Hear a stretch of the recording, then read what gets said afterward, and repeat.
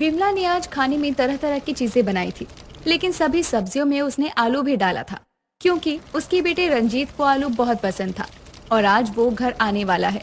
इसी खुशी में विमला ने सारी सब्जियां अपने बेटे की पसंद की बनाई थी। थोड़ी ही देर में दरवाजे पर किसी की दस्तक होती है और विमला खुशी से दरवाजा खोलती है तो देखती है कि रंजीत के साथ एक गोरी लड़की भी खड़ी है, जिसे देखकर विमला कहती है, रंजीत, ये लड़की कौन है? पहले तो इसे नहीं देखा मैंने। माँ गुस्सा मत करना, ये आपकी बहू है। सॉरी, आपको कुछ बताया नहीं।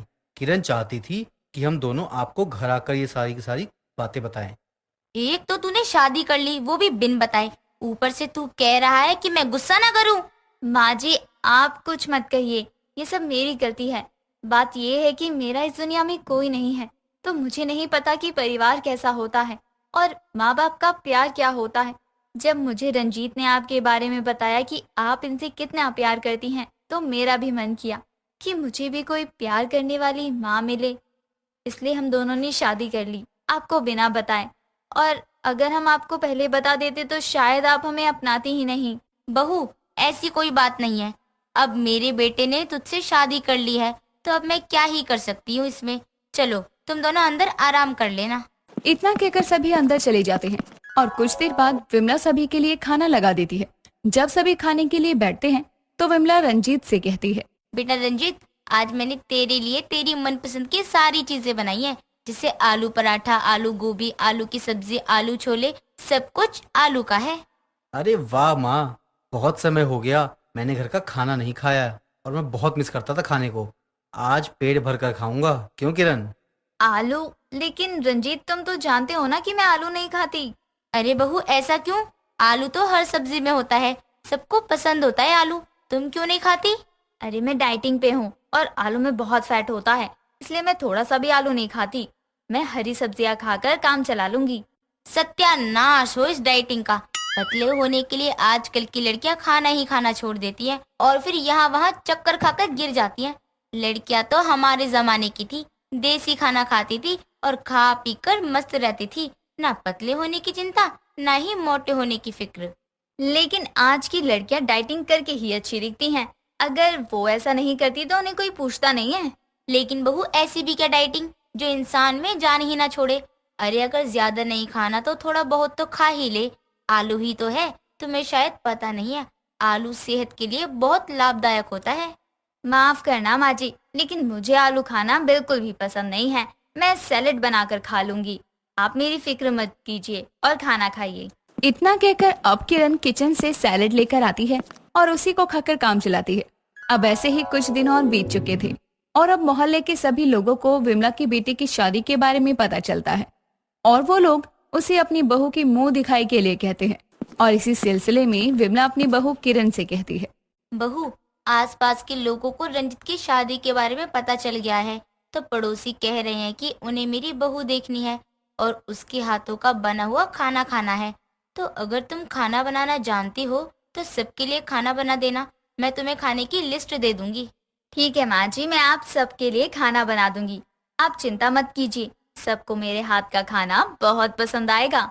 ये तो अच्छी बात है, मुझे लगा था कि तुम मना कर दोगी।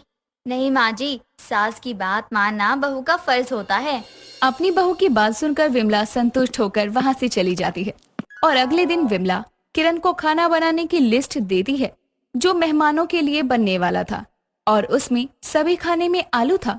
ये देखकर किरण कहती है, अरे यार, मैंने माँ जी को बोल तो दिया कि मैं सब बना दूंगी, लेकिन अब बनाऊं कैसे? ये सब आलू की डिश है और मुझे तो आलू का खाना बनाना ही नहीं आता। और अगर मैंने माँ जी को कहा कि मुझे ये सब नहीं आता तो उन्हें बुरा लगेगा। मुझे कुछ तो करना होगा। इतना कहकर अब किरण जो उसने खाना बनाना आता था वही सब बनाती है और अब एक एक करके घर में मेहमान आ जाते हैं, जिसके बाद वहाँ विमला भी आती है और किरण से कहती है, बहू, खाना बन गया है तो जल्दी से बाहर लेकर आ, सभी मेहमान आ गए हैं। जी माँ जी, बस सब तैयार है, आप चलो, मैं अभी आई। इतना कहकर अब विमला वहाँ से चली जाती है और किरण सभी के लिए खाना लेकर जाती है। खाना ले जाने के बाद जब वो सभी को खाना परोसती है तो उसमें उबली हुई सब्जियां और सब्जियों का सूप था। ये देखकर विमला किरण से धीरे से कहती है, बहू, मैंने तो कुछ और कहा था बनाने को, तू ये क्या लेकर आई है? माँ जी, आपने जो लिस्ट दी थी उसमें सब आलू की सब्जियां थी जो कि मुझे नहीं आती थी, इसलिए मुझे जो सबसे अच्छा बनाना आता था वो मैंने बना दिया। हाय राम, अब ना जाने क्या होगा। ये सब पता नहीं क्या कहेंगी मेरे बारे में। शांत हो जाओ माँ जी, सबको खाना बहुत पसंद आएगा। खाना देखकर सभी एक दूसरे के कान में बातें करने लगते हैं, लेकिन जब सभी वो खाना खाते हैं तो उन्हें वो खाना बहुत पसंद आता है और सभी किरण की तारीफ करते हैं। ये देखकर विमला बहुत खुश होती है और ऐसे ही कुछ दिन बीत जाते हैं। एक दिन जब फिर से विमला खाने में आलू की सब्जी बनाती है तो ये देखकर किरण कहती है, माँ जी ये क्या, आज फिर से आपने खाने में आलू की सब्जी बनाई है? आपको पता है ना मैं आलू नहीं खाती हूँ। बहू, तू आलू नहीं खाती तो उसका ये मतलब थोड़ी ना है कि हम भी आलू नहीं खा सकते। तू वैसे भी हरी सब्जियां ही खाती है, तो आज भी वही खा ले। माँ जी अब हर दिन मैं भी तो हरी सब्जियां नहीं खा सकती ना, एक दिन आप भी कुछ और नया बना दो। अरे वाह बहू, तू है या मैं? शुक्र कर खाना बना कर दे रही हूँ मैं। अगर तुम किसी और घर में होती तो दिन रात वहाँ काम करती और तुम्हारे ये आलू ना खाने का बहाना भी नहीं चलता, समझी? माँ जी ये कोई बहाना नहीं है, आपको पता है मैं आलू नहीं खाती, फिर भी आप इसे बहाना समझ रही हैं। अरे ऐसा कौन इंसान है जो आलू ना खाता हो? ये सब बस तेरे बहाने हैं, नाटक है और कुछ नहीं। अच्छी सास और अच्छा पति मिल गया ना तुझे, इसलिए ऐसे कर रही है। एक आलू को लेकर दोनों सास बहू में बहस हो जाती है और दोनों ही एक दूसरे से बात नहीं करती।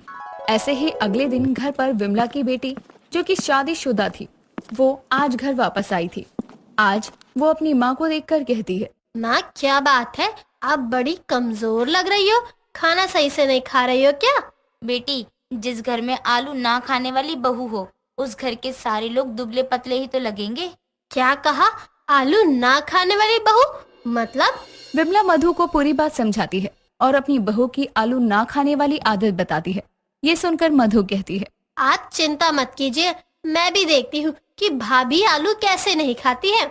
इतना कहकर मधु किचन में जाती है और आलू की टिक्की बनाती है, जिसमें वो बहुत सारे तरह तरह के मसाले डालती है।